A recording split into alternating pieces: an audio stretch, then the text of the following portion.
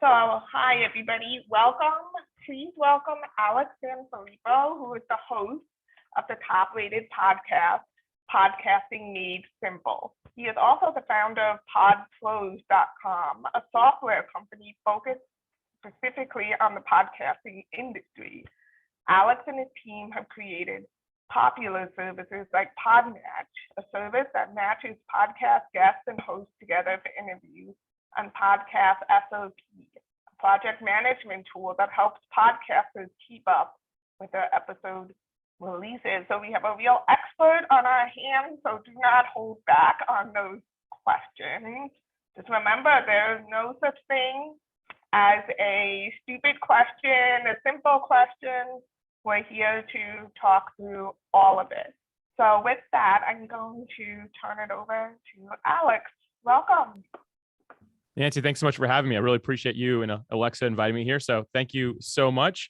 Am I good to go ahead? And it looks like I'm good to go. I'm going to go ahead and just and take off here, but somebody's already put something in the Q&A. So I'll get to that. Hopefully after I get started a minute here. But as Nancy mentioned, my name is Alex Sanfilippo. Podmatch, PodPros, Podcast SOP. These are the organizations that me and my team run. And it's really all community driven. So for me, everything I do is based on collaboration. It's based on us helping each other go further, faster. I love a Helen Keller quote that says, alone we can do so little, but together we can do so much. And because of that, whenever I do a talk like this, I always like to do Q&A during, and I like to have conversations along the way versus just me sharing a bunch of information, right? Like, let's make it somewhat interactive. So please ask away. Let's make this feel like a community. And again, just really thankful to Nancy and Alexa for having me here.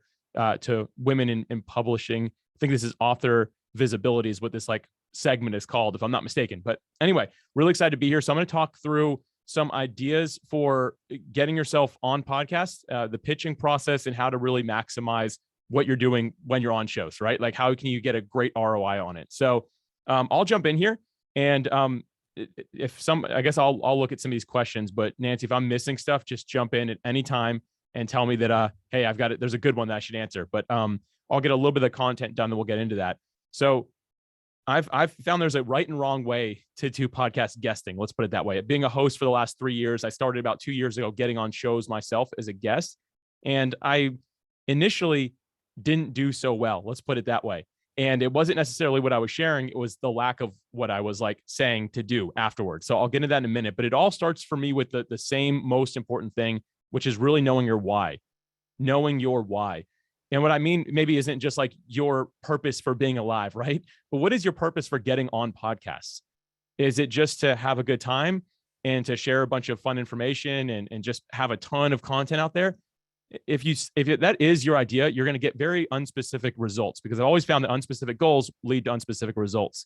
So you want to make sure that you're actually saying, okay, what is it that I'm trying to do here? What is the main purpose? And when you have that why, that purpose behind what you do, it gets a lot easier to identify the right shows, but more importantly, the wrong shows. As I mentioned, when I started podcast guesting, I wasn't seeing the results I was hoping for, but it's because I was very unspecific with the type of show I'd get on. If someone said, hey, Alex, will you be a guest? I was like, sure. And yes, I will definitely be there. Count me in, right? And I was on all kinds of shows. And I look back, I'm like, what was I ever doing on that show? Maybe it was fun. Maybe I got some reps in. And if that's what it's about for you right now, then great. But I think it's so important that you sit down to really identify the why. So if you're an author, maybe you're saying, you know what, it's to get my message out to the world because I know it's going to help somebody. Or you could say me more specifically, it's to get my book sold. I need to drive some additional sales. And I know as a result, whoever reads the book is going to have their life changed. It's going to add value to them. It's going to solve a problem that they may have. Really sitting down and thinking about that why and getting really specific with that is a really important thing to do. Immediately following that, once you have saying, this is the why right here, this is why I'm doing this, create what I just call an ideal listener. So an avatar. So this avatar is who you're imagining on the listening side of the mic, right? So you and the host are talking, you're thinking about who this ideal listener is. So are they listening in the car? Are they listening in the gym? Are they at home cleaning? Are they trying to avoid doing work at their job while they listen? When are they listening? Really determining that is important. And not just that, but also how old are they? What season of life are they in? Do they have kids? Are they single? Are they empty nesters? Who is the person that's listening to this content? Again, it needs to tie directly from your why into this ideal listener, because when you know that ideal listener and a show says, hey, will you be on my podcast to talk about your book? You can ask them, hey, who's listening? if they describe somebody that isn't aligned with your avatar that you've created, it's a really easy no. And you don't have to be rude about it. You just say, hey, listen, I'm really focused on shows that have this listener. This just isn't the right one.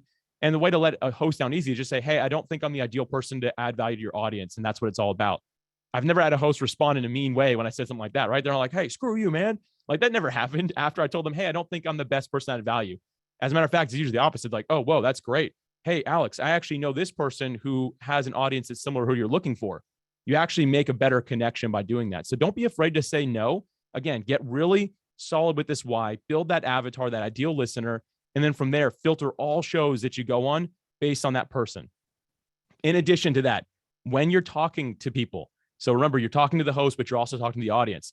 Make sure you have that avatar in mind the whole time, right? Don't go on rants that don't add value to that person. And I recommend naming this person. Like I called mine Adam. I don't know where I got the name from, but I was like, Adam sounds like a cool guy. Like I gave him like an age. I gave him like when he listens when he's in the gym. He has a job that he was trying to get out of, like a 9-to-5, but he really wanted to be an entrepreneur. Like this avatar was like really specific. And every time I'm talking, I'm thinking about that avatar. So again, I know I'm like really hitting hard with this point, but you need to make sure that you get this part right so that you're always speaking to that person and you're not showing up where this person isn't. The beauty about podcasting is, unlike social media, which social media is great for what it is, but podcasting, when you're talking on a show, it's to me very similar to standing on a stage with people sitting in seats. So again, imagine that that's what you're actually doing. Like don't even think about it being just some sort of internet exchange of audio content, right? Like forget that. Think about you staying on a stage with people sitting there listening. And imagine, okay, is my avatar sitting in this seat? Is this a room full of my avatars? That this does two things when you do that. One, it makes you a lot less, I don't know what to call it, like maybe selfish when it comes to the audience size, right? You're like, there needs to be 1 million people listening. You would never like turn down a room with 30 people that would be your ideal client in it. If someone said, hey, will you come speak on this stage? I got 30 people in the room. They're all your ideal avatar. Every single day of the week, all of us would say, heck yes, sign me up. I'm there. But for some reason, when we think podcast, we don't think the same way, but it really is just as powerful. You have someone's undivided attention, just like you do if you're staying on a stage. So again, think about the people as an audience in a stage. Are they the right people for you? All right. I'm going to continue here in a minute, but there might be some questions in here. So let me just jump in real quick here. So someone's got the first, looks like Nancy has your first interview this afternoon. Congratulations. That's so exciting. I think we'll cover some stuff that'll be really helpful. Let's see here. More places to find podcast. I'll get into that as well. So yeah, different paths for fiction or nonfiction authors. That's a good question. So it's Nikki Shields asked, are there different paths for fiction versus nonfiction authors? And I will say yes, because in one case, if it's nonfiction, then let me get this. Let me remember fiction and nonfiction. Nonfiction is like self-help type books and stuff like that, right? Forgive me if I'm wrong on this, but that's that path. So if it's like nonfiction, you can get on shows where you're actually talking to people that could become a reader of it for the sake of trying to better themselves. Like they're trying to actually grow from it, right? If it's fiction, it's usually something that's more like, and again, forgive me if I'm wrong on this, but fiction is more like, hey, this is a great story that's really just going to encourage somebody's life. They're going to have fun reading. Maybe it's just a series that they love or something they want to do with a book club. That's usually what I find with that. And you can get on some podcasts that are about like just being an avid reader, right? People who love to have a book club. Like if you got a book club podcast with a fiction book, I imagine you do really well, because what if that book club picks it up? Or there's a bunch of people that are interested in it, right? So think about it from that perspective. Again, think about the avatar in mind. What kind of podcasts are they probably listening to is what you want to think about in that case. All right. Let's see here. I'm going to keep on going down this list for a minute here, and then I'll move on. Okay. Yeah. Some of these I'm going to get into this in a bit. So I'm not going to jump into some of these questions yet, but I'll keep on looking at these. And it looks like somebody's actually marking them as answered. Oh my gosh, Nancy, you were great. Thank you. Okay, so the next thing I want to mention here when it comes to being a guest on podcasts, like after you've done all this why search, right? Like this deep meaning search as to what the purpose is. The next thing I want to mention is that not all audiences are created equal. I meet a lot of people that right when they get into it, they're like, hey, I want to really maximize my impact with being on podcasts.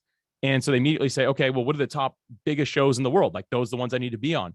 And I've found that it's actually the opposite is true, which is strange, but stick with me here for a minute. So I've been on a few million plus audience size shows, and I've been on hundreds of shows with I'm talking like 20 people listening to just a few thousand listening. And I have probably 50 episodes that I've done with the smaller audiences that have been more impactful than the million plus. And that sounds crazy, but here's the reason. When you get to that size, people have shown up for specific guests that are usually A-list celebrity type, right?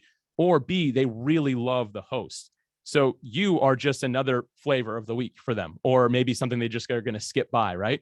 Like, I don't mean that to be mean, but in general, that's not who's listening to million plus audiences. You have a very broad audience that get there for a purpose other than the specific topic of the actual show because they've liked something else about it, another element.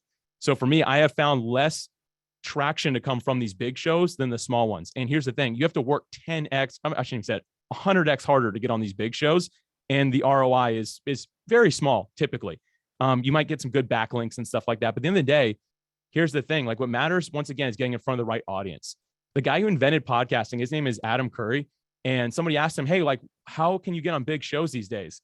And I don't use the language that he used. He basically cussed the guy out who asked the question and then said, why does anybody care about audience size? He goes, are we not past that? He goes, what a stupid question. I'm not even going to answer it. Next. That was like literally his response to this guy, which was terrible. But his point in saying that was stop being focused on the size of the audience, focus on how niche it is and aligned with your ideal avatar. So keep that in mind. Once again, like, don't just shut down a show because you're like, oh, you've only got a few hundred people listening. Again, remember, it's the same as people sitting in seats. If there's 100 people in a room, you're going to show up every day of the week. I guarantee it. Every single one of you would.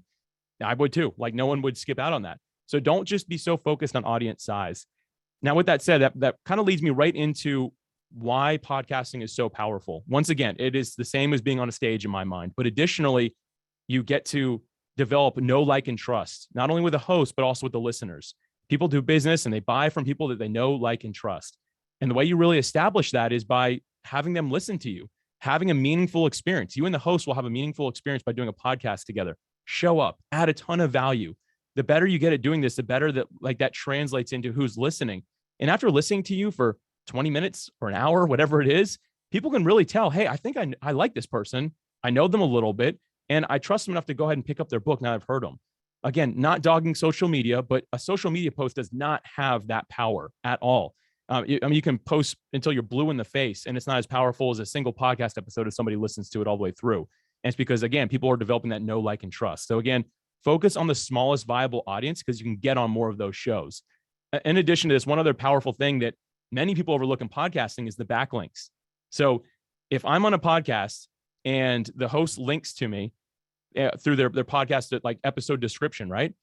Then that's not just coming from their website. It's coming from Apple. It's coming from Spotify. It's coming from Google. It's coming from Amazon. It's coming from iHeartRadio. It's coming from literally 2,000 other places that are all super high quality. I mean, the podcast directories, like just the ones I named, are all in the top 20 of biggest websites, at least in the United States, probably the world as well, right? Like all those are listed there. So if I'm getting backlinks from all those, guess what that does for me from a search result perspective? Like Google, Bing, they're looking at my name now and saying, oh, wow, like Amazon linked to Alex. Oh, Google links to Alex. Oh, like all these other huge websites are linking to Alex. He's a high credible person. We can go ahead and rank him higher in search results. That's something that happens. It's like an unspoken in podcasting, but that alone, even if you get no direct business, is good for your domain.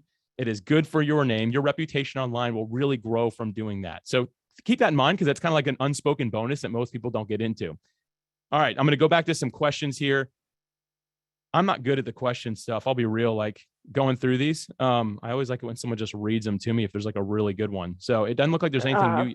Well, do you want me to help you out? Yeah, that would be great. Welcome back. Okay, if you've got one that you think is we're ready to answer, let's do it real quick. Okay. Well, we have a couple that have been upvoted, so I will start with that. Okay. Cool. I don't think you answered this one. Is it a flag if the podcast host can effectively tell me who is listening? That's a great question. Who asked that question? That's great. I love that question. Yeah, I'm going to ask that. Let's see here. Okay. So love that question first off. It is a little bit of a flag. You can often tell in how their branding is, their podcast description. If you go look at their website or social media, it can help a little bit. Even if they don't understand, you might be able to understand who might listen. But if you really can't tell from that, it's probably going to be really broad. And if there's one thing I've learned about podcasting, if it's for everybody, it's for nobody, because nobody is everybody. And I don't say that to be mean, but I've found that to be really true. So there's many shows that I've not gotten on because the host can't tell me, which yes is a flag, but two, when I read everything about their show, again, through their title of their show, their description of their show, maybe even some of their episodes, their social media, and I'm like, I don't know what this thing is about, then that is a little bit of a red flag. But sometimes I talk to hosts that are not really sure, but it's so evenly aligned all the way through that maybe they're just not confident to share it yet, but they are showing up in the way that they think. Like it's really focused. Like here's an example. One was focused on entrepreneurs telling their story about leaving their 9-to-5 job to pursue entrepreneurship full time. And the host was like, I think we have like business owners and entrepreneurs listening. I didn't even need them to say that because I can look at all their episodes and it's basically a success story, leaving 9-to-5, going entrepreneur full time. I could tell what that was instantly without having to ask anything. So good question. If the host doesn't know, once again, it is a little bit of a flag, but if you also do a little bit of research and you can't tell, it's probably not the right fit. Unless, again, if it just looks right or you feel like you have great synergy and it would be a good interview that you can share and get out to your audience, then go for it. You don't always have to say no to those, but keep that in mind. If all of them are looking around that same trend, it might not be a great idea. And that's how I will answer that one. You have another one, Nancy? You want me to keep on going at this point? I have a little bit of a follow-up to that. Sure, yeah. Have you ever felt like if somebody invited you on their podcast or you're like looking through them, even if you feel like you know what the podcast is about, have you ever had a moment where you're like, I feel like it would be a waste of time to go on this podcast?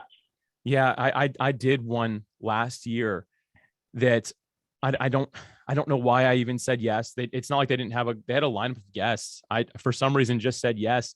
And I shared, and it probably maybe added value to somebody. It didn't add any value to anything that I'm doing. I don't think I was the best guest on the show. I don't think I showed up the way that I probably should have, which is on me, but it just wasn't aligned. But I said yes. It must have been a day where I didn't feel like having any confrontation is all I can think of. But I think that it's better for you just to upfront, just say, hey, listen, like I am not going to be able to help your listeners the way I would want to. And for that reason, it's better for me to say no. If I can make any other recommendations, let me know. Like if you say something like that, again, you let the host down really easy, but give them the opportunity to ask you for a referral of some sort. But additionally, they might be like, oh, well, who is it that you're talking to? Oh, well, my friend has a podcast about that, right? Like just don't let it be a closed door and be like, no, leave me alone, right? Or don't say yes, just feeling like you have to.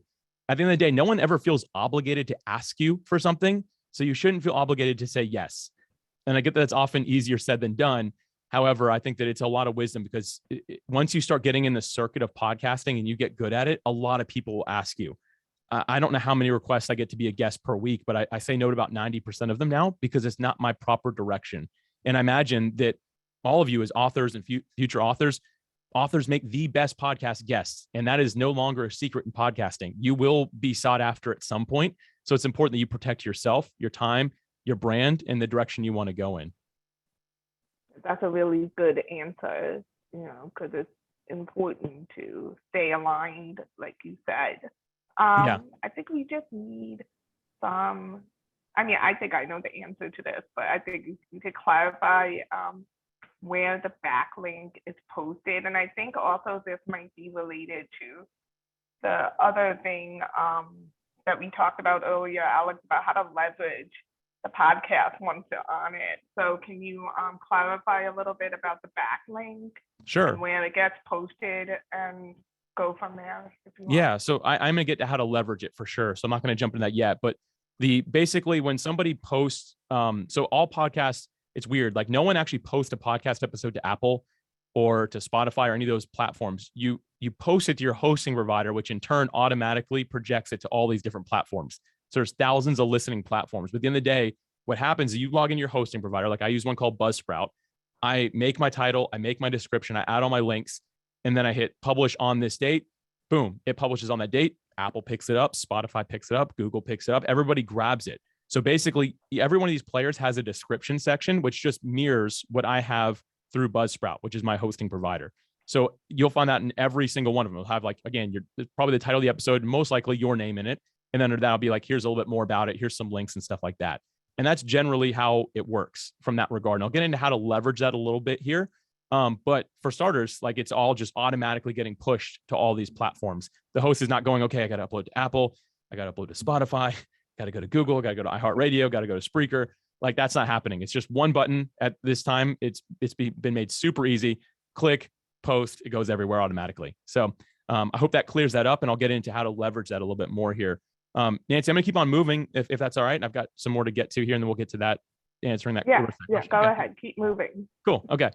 So the next thing I want to mention here is like, now let's imagine that that again, you've kind of figured out like the type of show you're going for, the size doesn't matter. You've got a good why. What I want to get into real quick here is how to actually pitch to be a guest on shows. In podcasting, for whatever reason, it's usually guests have to reach out to hosts. I don't necessarily know why, but that's pretty much like an industry standard right now. It might not always be the case for everybody. At some point, like I said, that'll change for you. But initially, you've got to do the outreach. And I guess it's just like anything in life, right? You get out of it what you put into it. So I want to quickly talk about actually pitching yourself. And then I'll kind of get into like, so we got into like who to pitch, why type of thing, right? And then we're going to get into like how to do that. And then we'll get into like how to really leverage that properly. But I'm just going to share 5 quick things here that have really worked well for me when I'm doing a pitch. And if anybody wants like a, what would it be called? Like, I guess like a template, I can write it up. So, cause I do almost the same thing every single time. So I can kind of give you like the framework of it. If you want that, just let me know and I'll send that to you after we're done here. So the 5 things I do. So this is if I'm saying, okay, this is a podcast that matches everything, the audience size doesn't matter, but because it's perfect for me, I'm going to reach out to them and say, I want to be a guest, right? So here's the 5 things that I do. This is on that template and stuff like that. Number 1, the first thing I do is I'm going to lead with value. And this is so important. And most people skip this immediately. What lead with value means is I'm not just going to be like, cool podcast, I'll send it to this one. And here's 30 other people. I'll copy paste and send to everybody. No, what I do with lead with value is I go listen to an episode of the podcast. So while I'm working out or while I'm doing whatever else I do, which I should be able to think of more things than work out. Clearly you all know where my priorities are. But if I'm focused on listening to that show, I'll actually, even if I don't consume the whole thing, if I get enough of it, I can lead with value by saying, hey, I listened to your episode number 55, really enjoyed your interview with the guest. I thought it was really insightful. Really enjoyed that. By the way, I also left you a 5-star rating and review on Apple. I attached a screenshot of it so you can check it out. Now, if I receive that as a podcast host, you have my full attention at this point. Even if it ends up being a no, I'm not going to be like, oh, great, here's another pitch, delete. No, at this point, I'm like, oh man, this person listened, they left a review. Like, I'm all ears. What do you got to say to me? And this is where I find some people that do that make a mistake. They kind of beat around the bush. So they kind of like say all this stuff and then like, well, here's a little bit about me and here's what I do. And there's never a clear ask. And that's why I always tell people, this is my second point here, is to make a meaningful request. So you lead with value and then you immediately make a meaningful request. And what that simply means is you have a clear ask, like, hey, I want to be on your podcast. And don't say it that way. Here's the way I would do this. I would basically say, hey, I looked through some of your past episodes, and tell the truth, have integrity. So like look through the episodes and say, I realize nobody has talked about how to get on more podcasts on your show lately. I see the last time that happened was 3 years ago. I would love to come on and teach your audience how to better be able to get themselves pitched on shows and land some spots. And that's just one example. Like it can be anything. But I made a really meaningful request and realized there was a need that they were missing that I could fill. So you want to make sure that you're doing that. And then at that point, the next thing you do, so it flows straight into number 3, it's offer credibility. So if this means you have a book in this space, you can say, I know a little bit about this because I wrote a book on it, or I did a TED talk on it, or I speak on stages about it. Or also this, you can be like, hey, I've been on 2 of your friends' shows. I noticed there were mutual connections on LinkedIn or on Instagram, so-and-so and so-and-so. They would probably say something nice about me. And me, I always keep humor in there. I'd be like, I pay them to say nice things about me. So ask them and please let me know what they say. Right? Like, but offer some form of credibility. Here's the thing. At one point, I got to be on a really big show because I actually knew 2 really close friends of somebody else's show. Like it was perfect. Like the audience was completely aligned. It was small enough that it was still niche, but it was also like considered a big show in the category.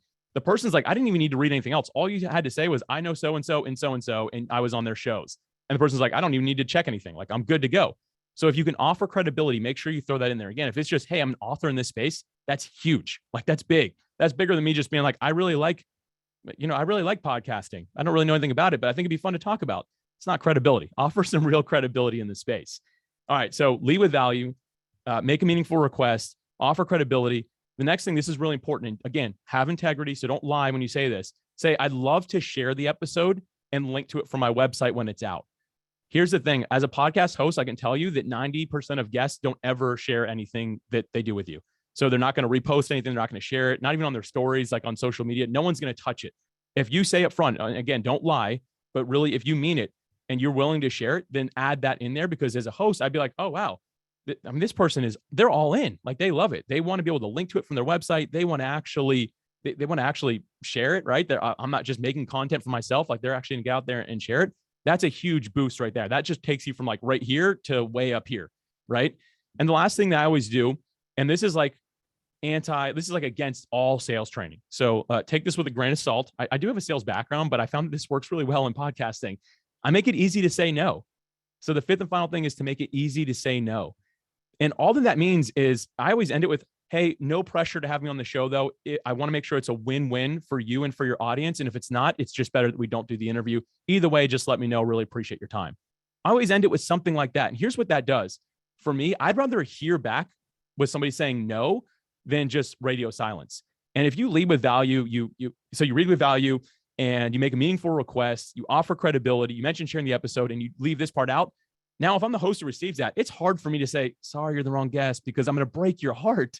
But if you give me the freedom to say no, like, and it's not going to hurt your feelings, then that really opens more communication. Because then I can say, hey, you know what? Not right now, but maybe later, because you gave me that freedom. Or, hey, no, it's not the right fit, but so-and-so's podcast, I know I can introduce you to them. When you make it easy to say no, it's a little bit of a hack because it allows people the opportunity to respond without breaking your heart, and hopefully opens more dialogue and communication. So again, those are the 5 things that I always do. So again, to kind of give you an overview here, once again, like the idea is know your why, figure out your ideal listener, know the audience, right? Like have all that ready to go, and then start making these pitches, like reach out and do these 5 things. And I've got more to share on like now leveraging. But before I do that, Nancy, is there any more questions we want to get into? And thank you so much for your help, by the way, and everyone for being here. This is so exciting. No problem. No problem. That's why I'm here. So looking at these questions, I think that we so this question I might have to help you out with a little bit because it's very like book specific, but thank you. I'm sure you can provide insight into it. This is from Jean, and she wants to know how she can feel confident about pitching a topic to share from her unpublished book. Will she still be marketable to podcasters? Yeah, actually, I think that it's actually really common that authors do a book tour. And the thing is, if you're on a show today as a guest, it's probably not going to come out for 30 to 90 days anyway. So you almost strategically want to start getting on books you want to get on shows before the book comes out. But additionally, if you have like an early copy or PDF or something like that that's ready to go that you can give to the host, that's also really helpful. And don't feel like a host is going to steal it or anything like that. Trust me, no host wants your book, but they'd love to know a little bit more about it so they can have you on the show and feel like, oh, I got early access to this book. I'm going to be the person to talk about it. And then just make sure it aligns with your release or your pre-release. Nancy, you probably have a lot of wisdom in the space as well. Do you want to add to that real quick? If you're talking, I can't hear you. You might be. Yeah, so I'm sorry. I was answering a question in the Q&A. Oh, okay. Gotcha. But yes, I agree with you. Yes, there's like a long runway to the date that your book comes out. So you really need to be thinking ahead. And it's possible that the podcast episode might not even come out until after your book is published. So, absolutely. Your book does not need to be published. The goal is to generate interest, generate pre-orders. So yeah, definitely don't let that hold you back. I think your answer was spot on, Alex. Yeah, thanks. I just realized Judy Baker posted in the chat, and it says, I did an interview last month and it won't come out till September. That's a long time. That's probably not normal, but I guess that's cool. At least you got it done, right? You probably wouldn't, if that were me, I wouldn't even remember it. I'd be like, oh, there's a podcast episode with me coming out. But anyway, I think that a lot of us get a little bit timid about maybe before our book is out, like being on podcasts, because it's like imposter syndrome. But at the end of the day, if you've got enough of the content done that it's going to be out, it's going to add a lot of value, you have a date, have some sort of pre-order or giveaway up front to collect some emails, that's when it's time to get out there. And this was a hack I was going to share a little bit later. But if you're doing a book tour, you also want to ask host, hey, when will this come out? I want to know if it's before or after the book comes out. Because one thing that I see some authors do wrong is that they don't really know when those episodes are coming out. And like the day their book launches, they've got 30 episodes of them coming out and they can't possibly share all that. So again, if you're saying you're going to share, you don't want to share 30 different podcast interviews on the same day. It's better to say, hey, can this come out tomorrow? Can this come out the next day, the day after that? Right. Like, and hosts have a pretty aggressive schedule, but some might be able to work with you and move some things around to make it align really well with the date. And then also, if you are going on podcasts before your book comes out, like, again, have an idea when the date is, because you don't want to say, yeah, pre-order my book, but the episode comes out after it's out, right? Like, you want to make sure that you understand how to keep the content more evergreen and just say, hey, go here if you want the book. You might not even need to mention it's in pre-order. Maybe you should, but like, just to keep it evergreen forever, you might just mention your book and people can see if it's a pre-order or not. If they're ordering through something like Amazon, like, no one's gonna be too upset about that, I don't think, unless they need it that day. But those are some ideas there that I have around that. Yeah, and I would add to that also, like, if you don't have a pub date or if your book is not going to be on pre-order, definitely be prepared when you go on the show to have some sort of link or opt-in that the host can share in their show notes so that you can capture all those listeners who might be interested in your book, and then you can follow up with them when you do have a pub date or when your book is available for pre-order. So even if you have no dates, you should at least have some way of reaching back out to the people who listen to that podcast episode. Yeah, that's I'm glad you brought that. That's actually a great transition here into kind of the next part of this. When you're actually on a podcast episode, like now imagine you land the spot, you get there, someone says yes to you. The first thing I want to mention is like, show up to give as much as you possibly can. The way I always like to say this is seek to be a person of value, not a person of profit. Seek to be a person of value, not a person of profit. And what that simply means to me is I'm going to show up and add every piece of value I can, like so much so that you don't even need the book anymore. And some authors that I talk to, they're the opposite. Like, oh, I don't want to talk about chapter 3 because I want them to get it. Like, I want to like lead up to that. And the truth is I found that after I interviewed 150 some odd authors, can't remember the exact number, 150 some odd authors on my show. The ones that did the best are the ones that are like, here's 100% everything about the book. And here's a little bonus. It's not even in the book. Here's all of it. Those people sold more copies of their book through my show than people who said, and if you want to know about chapter 4, there's a great story in there. Pick up the book to figure it out. The difference in how they performed was night and day. The people that show up to give make more people want to go ahead and grab the book, because here's the thing. Everybody's listening. No one's dumb. Everyone knows they're not going to get all the value from your book by listening to you for 45 minutes on a podcast. So I always tell people, like, when you show up, when you get there, give everything you can. Follow the host's lead, but don't hold back. Share it all, whatever they want to talk about. And right along with that, I think that many of us, we want to sell ourselves when we get on the show. So people ask, like, tell us a little bit about yourself. I always try to keep it as short as I can. As a matter of fact, if a host gives me an option, they're like, what do you want me to say for your bio? I'm like, can we skip the bio? And they're like, really? And I'm like, yeah, no introduction. Just say my name's Alex Sanfilippo and we're good. And here's why. Once again, people who listen to podcasts, you're going to look up who you want to listen to, right? It's like here's an example. If you watch a movie, even if it's a fictional character, right? Like, if you like that character, the movie doesn't have to say that person's name. Sure, they do in the credits, but you're going to go look it up yourself anyway if you're interested. Podcasts are really similar to that. Like, if you almost say nothing about yourself, you'll probably have just as much traction. You don't feel like you have to have this 10-minute introduction about like all of your achievements, all you've done. If you just keep it like within 20, 30 seconds, when someone asks, tell us a little about yourself, that's going to go a lot further. Just get straight into the meat. Once again, getting into adding value as quickly as you can. And that's kind of like the way I just approach anything that I do at this point. If I'm speaking on a stage, I'm speaking virtually, if I'm on a podcast, anywhere I'm at, I do my best just to show up and add as much value as I can. And if a host doesn't even say my name, I'm not going to say it either. Someone will find me if they're really interested. And I've never had that work in a disadvantage for me. Okay. So the next thing here is you're on that show, any show that you're on. What I really want to talk about is like tracking your ROI and also having a strong call to action. So I'll start with the call to action side, and that CTA is what it's often called in podcasting, right? Like having a singular call to action. The first show I was on that was like the most ideal fit and probably one of the biggest shows I've ever been on was my first ever guesting experience, which is kind of sad and funny. So I recommend starting off real small. Just get on like your friend's podcast that no one listens to, right? Just the rest of your friends.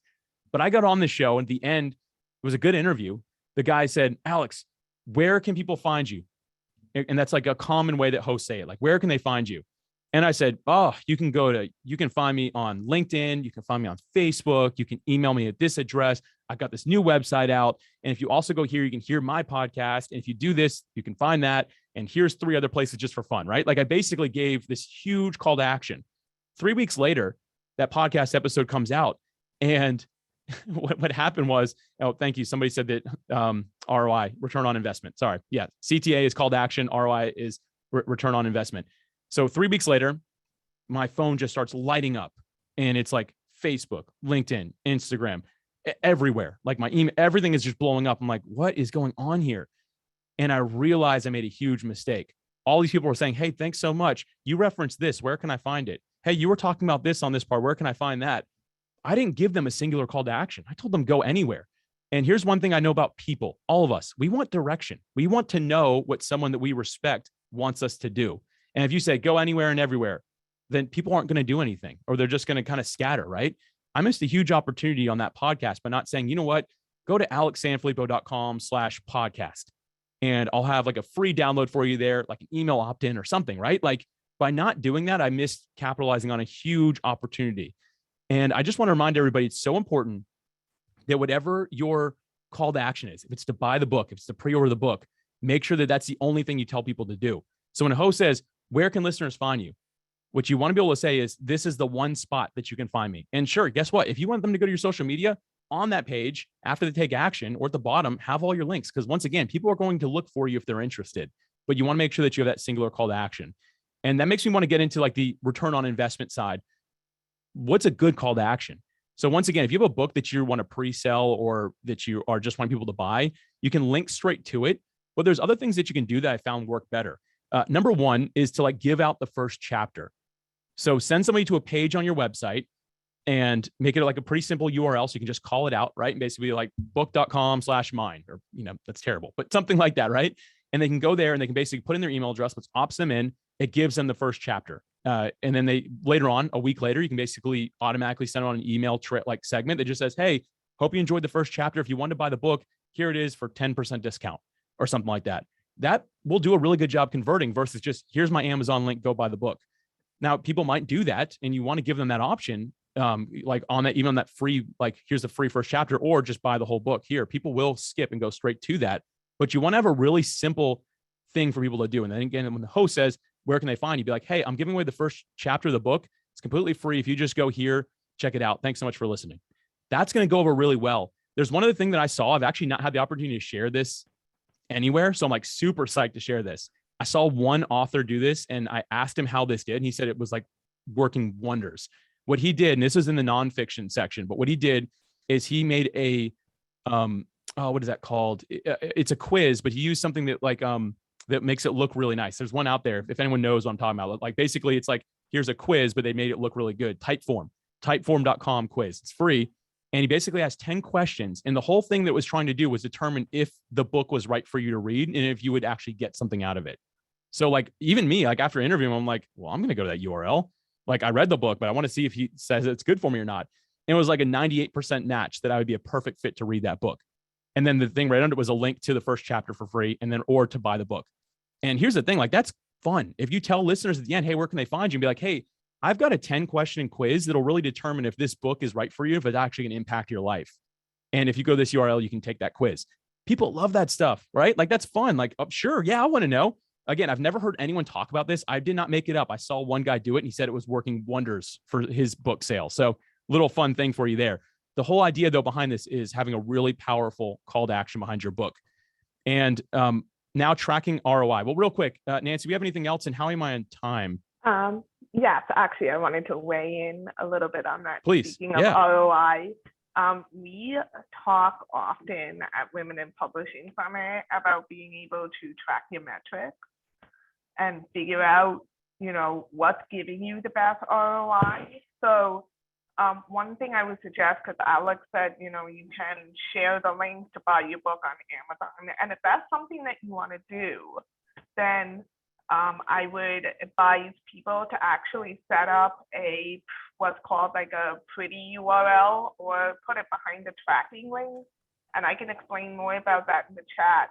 But what that will allow you to do is to see how many people clicked on the link to go to Amazon to buy your book. Because if you have the direct link to Amazon, there's really no way for you to tell if anybody clicked on that link. And you can also, I would suggest looking at your book sales the day before you went on the podcast, and then looking at it again after the podcast episode is released, so that you can see if there's been a spike or anything. But the best way to figure out if people actually follow through on your call to action to go to Amazon or wherever to buy your book is to, yes, or this, I will totally explain more about that, is that you can do what's called cloaking your link. You can use Bitly, you can use Pretty URL, and then this way you're able to see, okay, I went on this podcast and the audience from this podcast clicked on this link, and I can see that 10 people clicked on it and went over to Amazon. So I will explain that. I thought that might confuse a little people, so I'm prepared to explain it in the chat. Yeah, thanks for explaining that further. That's actually the next thing I want to touch on as well. So look out for that explanation coming. But basically, the whole idea here is to track the return on investment. You can use things what's like called a UTM code, basically, and put it behind a URL. You can make custom URLs every time that are like redirect links if it's on your website. I like that if you're not doing a ton of guessing. If you're doing like 5 shows a week, then that's too much. But if you can set up a custom URL on your website each time that kind of matches that audience, then that I found that works really well. So if it's like, let's just use my name as an example, alexsanfilippo.com/ I don't know, women in publishing, right? Like that's too long. But if you did something like that, then not only will the audience remember it because the name of the podcast host will be able to repeat it themselves too, because it's not like some URL they're not familiar with, right? Like they understand it. But also when people come to it through that podcast, you now know, like, what did it actually do? Did anybody come over to it? The opposite of this is the example. I had a really big author on my show one time, and I asked him, I'm like, hey, do you have before we start, I'm like, do you have a specific link I can send people to? Like, where do you want me to send people? He's like, just send them straight to Amazon. I was like, are you sure? He's like, yeah. I'm like, all right. And like the day it went out, the next day, he emailed me and he's like, hey, like, I'm glad you told me that podcast was mine. He goes, I've like had a huge spike in book sales today, like hundreds of books. And he's like, was that your show? I'm like, probably, maybe. I'm like, I can't take credit because we don't have an actual way to track it. You know, I was able to look at my outbound links and see that a lot of clicks did go to Amazon, but he had to ask me instead of knowing himself. So I think it's really important to have some sort of system. And again, Nancy's actually she's already sending stuff in here that's really going to help out a lot with like how to set that up. And you don't need to take a lot of time. Like I use redirect links on my website. I have a WordPress website. It takes me 10 seconds to set up a redirect link. It all goes to the same page, but now I can just see who's clicking what to get there. And if you're finding like one podcast just continuously performing, like it's like, man, this one was my best one, I personally would go back to the host, not to be like, put me back on the show, but to ask them if you can somehow like boost that one. Like if you're seeing that it's already converting well, like spend $20 or $40 or $100 on something like Facebook, LinkedIn, Instagram, Twitter, like wherever your audience is, right?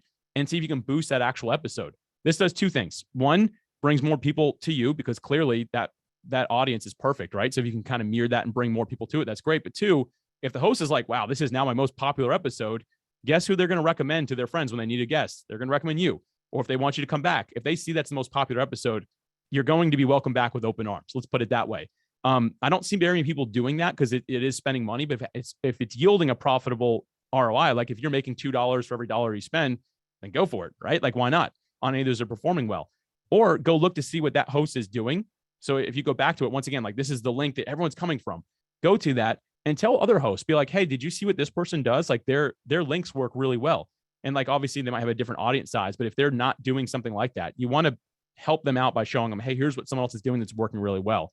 Not that you're telling them what to do or anything like that, but it is really important that we track this. Like tracking your return on investment is it's important. Like you need to know is like, is this yielding anything for me at all? Am I getting on the wrong type of shows? Without doing something like this, it's hard to know because you may, and this happened to me when I first started my show, I had the wrong avatar. Like I had to shift that person a little bit. And then my show went from like down here to like really growing fast because I actually corrected who I thought I was I was talking to the wrong people. And if you kind of do this and you're tracking, you can just realize, okay, this is my niche, right? Like, cause I can see the numbers coming from this. This is where I need to be. And that'll really help you out. But it is very important to be able to track. And I think Nancy's actually probably more, I was reading some of her posts here. She knows this stuff better than I do. So Nancy, thank you for that. Hopefully you can get that to anyone. If there's like a replay here, make sure you get that out to people as well. Do you have anything else to add on this point before I move on to kind of my last point here? No, I think we're good. So you can move on, and then we do have some good questions that we can cover before we close out. Cool. This is my last point here. And this is just me personally. Like I love to streamline. Like there's this little thing I got here. This is like my journal. This thing sits with me everywhere. And something I'm always looking to do is automate, delegate, or eliminate anything that I possibly can. Automate, delegate, eliminate. And I look at that for everything that I do. With podcasting, there's a couple things that you want to make sure that you have that will be really helpful. You want to make sure you have some sort of media kit, which is like a one page basically about you, has all types of things. So an example, and I'm not here to self-promote, my program called Podmatch has a digital version of a one sheet.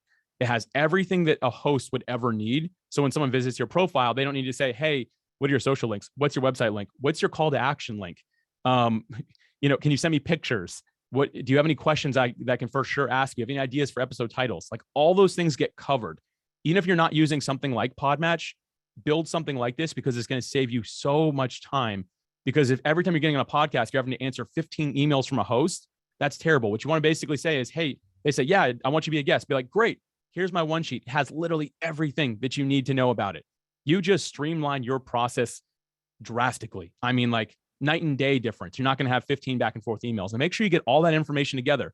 Don't go too long on the bio. Like I said, keep that pretty short. The description of yourself, if you want a longer one, go for it, but don't make it too much. But again, you want to have all your pictures, all your social links, your desired call to action, some ideas for titles for them on your topic, some questions you're ready to answer, your pictures, right? Like all that stuff. And I want to hit on one more thing with that. The pictures are really important. Most hosts like to do a lot of different assets these days. And that simply means they're probably going to create a video for you through social media, like a 1 minute of the best clip. And if it's just an audio only podcast, they're going to use a picture of you.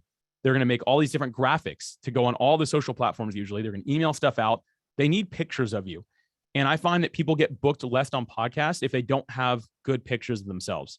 Now, I'm not telling you to go out and hire some photographer. If you have a smartphone that was made in the last 5 years at this point, you can get a really good picture if someone takes it of you. Now, I don't mean you need to look like a model or anything like that. Just a picture of you, a few of them, different options that a host can be like, yeah, I can post this. I've seen some people ask to be on my show that my phone's not usually with me, it is right now. They've got a selfie and it's like this angle, like coming up at them. And it's like this close, or they're like eating at a restaurant, or they're like in the bathroom. And I'm like, I can't use these pictures. Like I cannot post these to my audience. Like they need to be better than that.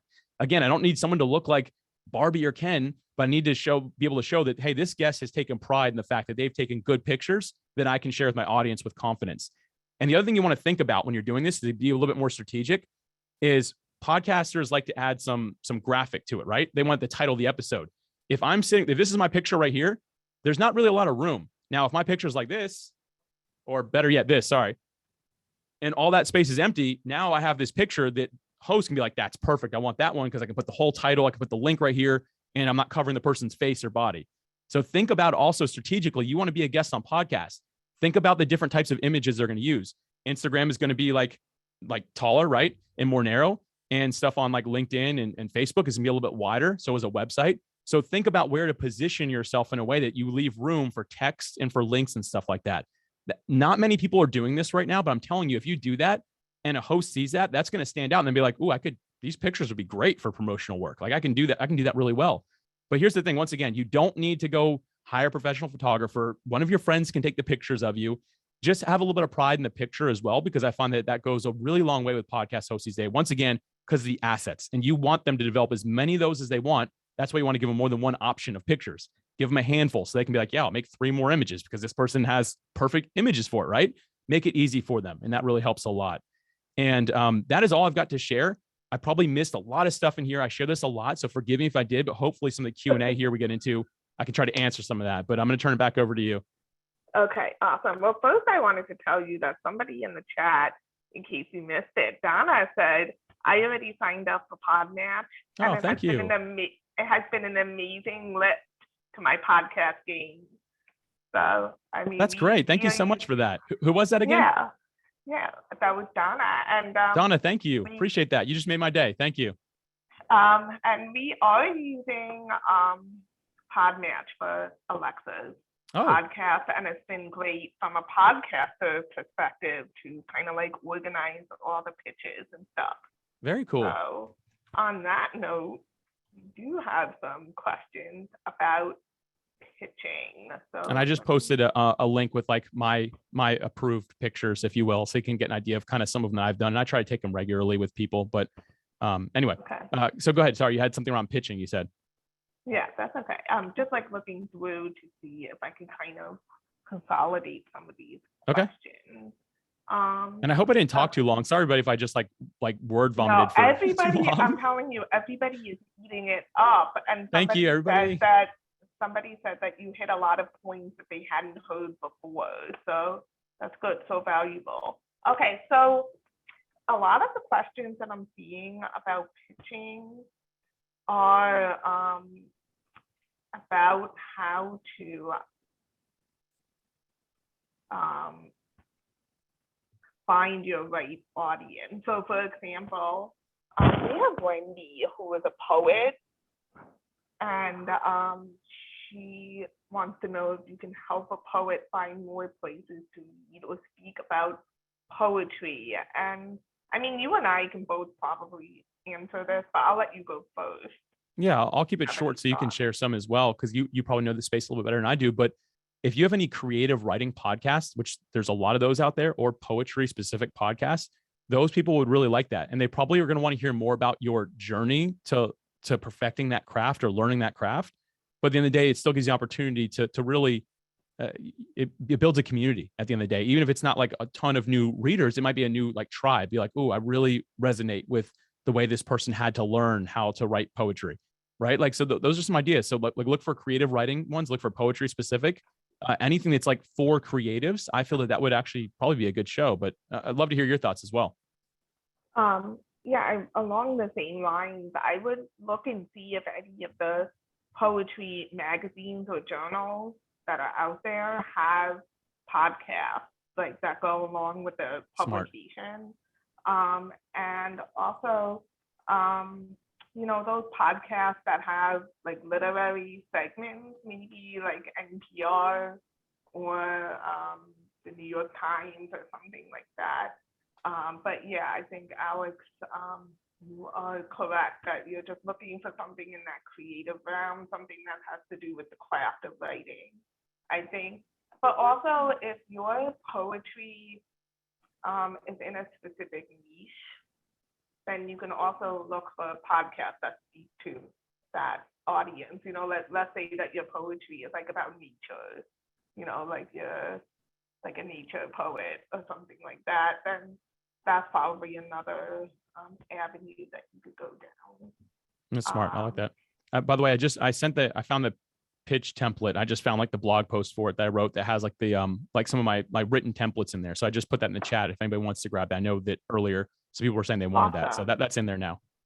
Awesome. Thank you. And don't worry, I will include that link in the replay email. Okay.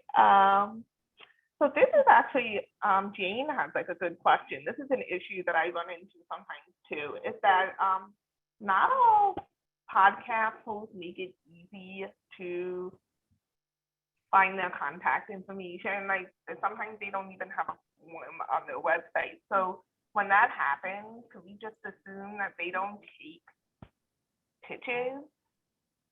Like if you can't find any kind of like email address or like a form to submit your pitch or anything like that?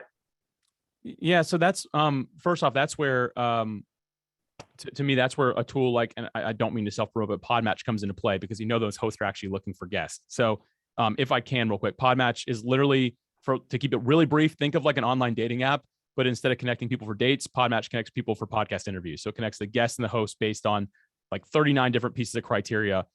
If you use a tool like that, and there's other options, like you don't have to use Podmatch. There's other ones that are awesome tools out there that you'll know if the host is listed there, it means they are looking for guests. But if there's a podcast, you're like, I found this on Apple or on Spotify or anywhere that you listen to podcasts, and they don't have a spot on their website for it, I would still personally reach out, but in a different way. What I would do is I'd look at their social media and see where they seem to be most active.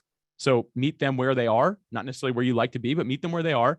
And just from there, just be like I said, like my 5 points, just use the first one. Don't even ask to be on the show. Just be like, hey, I listened to the show, really liked it, left you a review, wanted to let you know. And if your profile reflects who you are on that social platform, they're probably going to click to it because you help them out. And they'd be like, oh, shoot, this person might actually be a good guest. or if they open a conversation with you. You might get led into having a conversation instead of just a true pitch. If somebody's not looking for a pitch, don't pitch them, but feel free to open a conversation, meet them where they are, and just start with leading with value and see what kind of doors open for you. All right, perfect. Thank you. That helps a lot. Sometimes I use Rocket Reach if I really can't find like the email address or anything. Rocket Reach. I'm not familiar, but I don't know if you want to explain that to everybody. It's like it's just like basically a website that I guess crawls the web Yes. for contact information, but it's also, I think, somewhat crowdsourced, and it'll tell you if an email address is like a good one, like if people have used it successfully or something. But you know, I try not to dig too deep because I feel like if there's really no contact information anywhere, they don't want you contacting them. True. So, yeah. Somebody asked a okay. question here, like how to leave a review. I'm glad that you brought that up. What's important, it's always on Apple. So right now, Apple's really the only place you can leave a true review. You can leave a rating on Spotify now, but Apple's the place people go to. And I will drop a link in here of how to do that a little bit more in depth. It's pretty easy. Once you've done one, you'll remember it. But this is like an in-depth walkthrough. So if anyone's like, how do I even leave this review? Here's how you do it. I just put that in the chat. Okay, great. Thank you. I wasn't sure how to answer that question. I'm glad I saw it. I'm just answering Irmgard's question about how to send the pictures. So I'll just say for everybody's benefit that there's a bunch of ways to deliver your headshots and stuff. You can, a lot of people just use a Dropbox folder that has like all their images in it, as well as a document where the bio could be copied and pasted. You can use Google Drive. You can attach it to an email. That's how you're communicating with the host. You can also have a page on your website where people can right-click on the photo and just download it to their desktop. Okay, and then, oh, sorry, Lorraine, it's called Rocket Reach. I'll put it in the chat. Okay, so this is actually a question I would like to get to before we sign off, which is, you know, we keep saying we're looking for podcasts. So, so let's get a little more specific about that. Are we Googling? Are we looking for hashtags? Are there specific places to go and search for a podcast that would be a good fit? Yeah, that's a great question. Thank you. Like I said, I knew there'd be gaps in here. That's a huge one. So sorry for making that gap in there. But yeah, when you're searching for podcasts, you can do things like Google searches, but the best place to go is to a directory that you like. And what I mean by that is Apple, Spotify, Spreaker, and iHeartRadio. All these places have similar, almost exactly the same podcast on all these things. Because again, it goes from the hosting provider to all these platforms. So most of them have exactly the same shows. But find the one that you like. I find that Google, Spotify, and Apple have pretty good search algorithms. You want to just search the apps directly. And you want to type in not like guest names of shows. You want to actually type in what your book is about. Like try a lot of words and nothing will show up, and then just get less and less until you find some results and see if you find what looks like the right fit for you. And from there, like on Apple and Spotify, I'm not sure how Google does exactly, but there's related podcasts. So once you find one, you can kind of scroll down and see some other ones. It's a manual process, but that's a really easy way to start searching. Additionally to that, you can find podcast networks. So if you just start Google searching, if you want to say like, this is super broad, so don't do it this way, but like podcast network for interviewing authors, right? Like, I don't know if that exists, but it might be like entrepreneurship podcast network. If you type that in, you might actually find a website that just lists a bunch of them. It won't have contact information and stuff. At the very least, it just says, hey, here's a bunch of them. And what you want to do before you reach out is make sure they actually do interviews. I've had some people tell me, hey, I always, like some of my friends, they have like solo casts. It's only been them. They've never had a guest on, and people are always pitching to be a guest. And they're like, have you listened to my show? I've never had a guest on my show. It's just me, right? Like it's me sharing something that I know. So check it and just look at it and basically be like, okay, they do have interviews. They've had guests recently. So I know that now. But again, try using the apps themselves, whichever one you like. And also do some Google searching for, or Bing, whatever you use, for some podcast networks with specific names. The idea is just to get creative. You might find a website or a pocket of podcasts that no one's talking about yet. And if you can kind of infiltrate that, you might do really well in those like circuits, if you will. Awesome. Thank you. Yeah, such an important question and a good answer. Um, okay, we're just about out of time, but we do have a couple more questions. So if you have like 3 more minutes,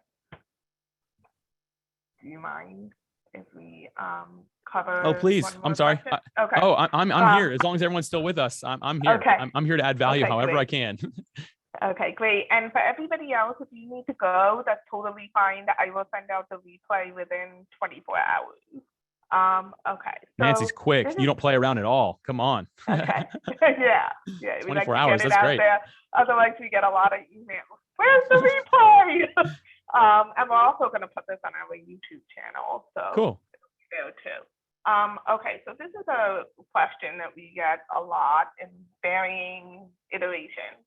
So Sandy says that her goal is to sell her nature parenting book and to get more followers on her newsletter. She typically sticks to parenting podcasts, but she also sees opportunities for podcasts that help moms with self-care and wellness, and says that her information can apply to adults as well. So what do you think about her saying yes to the podcast focused on the moms versus their kids? Because the message could then resonate with them enough to also help their kids. I love that. I think that's just thinking so strategically, because most people that maybe have a book that's in your same topic, right, aren't going to think that way. I think that that's brilliant to do. And that all goes back to like tracking the ROI. So testing it and seeing how it works. Another example of that is I have somebody I met who they have like a they're all about sleep. So they have like a course on sleep. I don't think they have a book. They have like a course on sleep. That's all they talk about. And they weren't even trying to get on sleep podcasts. They were getting on entrepreneurship podcasts, because they're like, who lacks sleep the most? They're like entrepreneurs. They're like, so I don't even want to get on sleep podcasts because everyone goes after those. I want to show up where an entrepreneur is saying, man, I sleep 4 hours a night. What's wrong with that? And then I can go in there and teach them why that matters and how they can actually perform better and make more money as a result. And when I heard that, I was like, brilliant, so smart. You just skip the line. Like now you're not pitching the same podcast that everyone else in the sleep industry is. You're now pitching a totally different demographic, but probably doing even better. I'm glad that this point got brought up. You want to really think strategically. Like think about, okay, going back to Avatar, who are they? Like, what is it that they're actually doing, right? Like, so yes, I think that's a great idea. Branch out, track the ROI to make sure it's working, and just keep on trying new things. And in my mind, I literally call that skipping the line. That is how you just get in the fast lane, right? I think it's a brilliant idea that you're doing there, and keep up with that. Yes. I have nothing to add to that because I agree with you. Thank you. Thanks, Nancy. Okay, so this is an interesting question, I think, which is if you are releasing an audiobook, do you think the podcaster would be interested in like a clip of the narration? Would they have a use for it? Would they share it? Like, that's what Irmgard is asking. Like, have you, I mean, I don't know. Like, I don't know if that's like a tech question or whatever, but should you offer a clip of your audiobook to the podcaster to include in their post-production or whatever? I've not actually seen that done before. I'd have to like really think about how that would work. I know audiobooks do really well because there's one thing we know about podcast listeners is that they like to listen to audio. So we've got that going for you. Like the listeners will resonate well with it. But I don't know how a podcast host would use that to promote an episode unless it was like a really intense part of a book and they could share 15 seconds of it like on a social media post that says, listen to the interview with this author. He really dives into this story. And obviously that needs to be true. It can't be clickbait, right? Or shouldn't be clickbait. But that's the only time I could maybe see that working really well. And it'd have to be a host that's pretty savvy who's like, yeah, I'll add some extra audio that's not part of the interview and stuff like that. So it'd be some back and forth, but that may interest them. I do know that if someone was pitching to be a guest on my show and they sent me a portion of their audiobook just to see if I'd like it, like pulled out a piece that they think would be really good to discuss during the episode, I would love that. I have never had that happen, but it'd probably get them booked on my show because I'd be like, oh yeah, I got to listen to it. It took me 5 minutes to listen instead of 3 hours to read. And yeah, that's information I'd love to share. Like that would go well. But at the end of the day, I'm not quite sure what a host would do with it. But if you get a really creative one, you might find something that works really well and ends up helping boost the episode quite a bit. Yeah, I mean, I think that you would have to have a pretty serious like post-production team, because if you listen to like NPR and stuff like that, when they do like bring in like other recordings and stuff, but if you are just, if you don't have like a whole production team behind your Right. podcast, That's it an might be a little that's challenging. that's the difference between Yeah. a production and a indie podcaster. And not saying that we're less than. I'm an indie podcaster myself, right? Like I do have a small team, but we don't do any of the fancy stuff. Right. Just keep in mind whose show you're on. And granted, if you get on shows that really like the production side of it, there are some indie podcasters that have gotten really good at that. There's a handful of shows that I even know of in my city. They do a really good job with it. And they'd probably be like, yeah, sure, we can put that in, no problem. And it wouldn't be a problem for them. If you asked me to do that, I'd be like, team, what do we do with this? Like, what are we supposed to do here? But yeah, it's Yeah, just a matter of really, exactly. again, going back to their previous episodes, looking at their content, seeing the assets they build to decide if they could actually do something like that before you'd even pitch it. Because most of them probably like, I don't know what to do with this. But who knows? You might find that right one. It might do really well. I think it's worth a shot. Yeah. Um, okay, so these two last questions, they're kind of different. So let's start with the easier one, I think. Does if the pitching process involves having to fill out a form, do you do anything different versus like if you're sending an email? Because your Oh, space might be limited, or you can't necessarily include like hyperlinks often a lot of times, stuff like that. So tips for that. Because she's right. asking specifically if you put your 5 steps like into the form, if somebody I see. No, what I would do is I'd reach out first. Again, finding the social media feed they like or email. I'd reach out first and just say, hey, I'm getting ready to fill out your form. But again, go back and just do step one, lead with value and be like, just want to let you know I'm filling out your form. Do it that way. Because if they have that form, they want you to use it. I'm not a huge fan of the forms. I don't even like to read them. Like I used to do it. I'm like, I don't want this, like it's just a lot. But a lot of hosts do, they do that. But I recommend reaching out outside of that so that they say, oh yeah, let me go check for this person's thing, right? So you don't even need to fill any information out about it. Just basically lead with that value and say, I just filled out your form. They'll remember your name. They'll go look at it. But I'd recommend doing it that way where they can't include something. But again, that step one, I think is really key to getting in the podcast host's mind as somebody that they might want to talk to. All right, awesome. Thank you. Okay, last question. So this is going back to when you were talking about developing the avatar, like who your listener is. So Lorraine said that she has a psychographic instead of a demographic, which I think I understand what that means.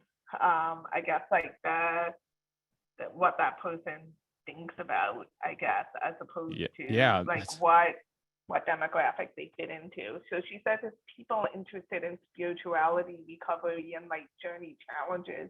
So would you use a different strategy for finding podcasts? I mean, I would go about the same way. That's just like a deeper level of like, again, I go really like, hey, where do they go to work? Where do they go to school? Right? Like that type of thing. Like you're hitting a totally different level, like a subconscious level at some states, I think. Right? Like, but I think that's great. No, I think that you kind of run that the same way and you develop your avatar off of that person because you will be able to figure out some things about them, right? Like what stage of life they're in, or because it just, you have to make sure it doesn't turn into a general thing of like, oh, well, all people could technically fit in this. You want to, unfortunately, I hate stereotyping, but you want to stereotype like who are the people that fit into this psychograph, right? Like who are the people that actually fit that mold mostly? And that's who you'd speak to. But I think that would require, again, I think it's fine. It's just going to require a little bit more testing. So again, really important that you have some way to track the ROI because you might be thinking this is the lane. You get in that lane, it doesn't do well. You jump in this lane, you're like, oh, that's where they are. I found them. This is where most of them, these are the shows they listen to. But I know that there are a good amount of shows around spirituality, that journey in life, right? I think you can actually find quite a few of those that would be really good for you. Yeah, I agree. And, don't be afraid. Because I know Alex said it's like stereotyping, but it's not really. You know what I mean? I mean, that's what market research is. It's like you're targeting, women in a certain age group that live in a certain part of the country, So not all women are the same. So don't be afraid to get super specific. Like even if you need to use yourself as the avatar. Okay, great. So thank you so much, Alex. That's the end of all our questions. And I think, everybody found so much value in today's webinar. And I think they'll be looking forward to the replay. So I'll let you sign off with your final thoughts and where people can find you. And don't worry, I will include all those great links in the replay. I promise. Thanks. Yeah, I know I posted quite a few links. I'm not going to give anyone else additional resources at this point. Just look through the chat if you want, or wait for the replay and you'll find out more places to find me. But honestly, just so honored to be here. As I sign off, I'll say this. I think it's really important that all of us remember that anything we do shouldn't just be for us. It should be to impact other people's lives. And the way I like to say it is, what we do for ourselves dies with us, but what we do for others echoes into eternity. And I just want to challenge you, whatever it is that you're doing here, like, yes, have a great ROI, return on investment for yourself, but ultimately, so it impacts, influences one person's life in a meaningful way. And to me, that's what podcasting is all about, helping that one person who needs to hear what you have most, or just get some happiness from something that you have to share. And so again, remember, like, what we do for ourselves dies with us, what we do for others echoes into eternity. And I just challenge each and every one of you here today to make that happen. And thank you so much again for having me, Nancy. I really appreciate it and really love what this organization is doing, and just really appreciate the platform today. Okay. Thank you so much, Alex. Have a great day, everybody. Thank you. Take care.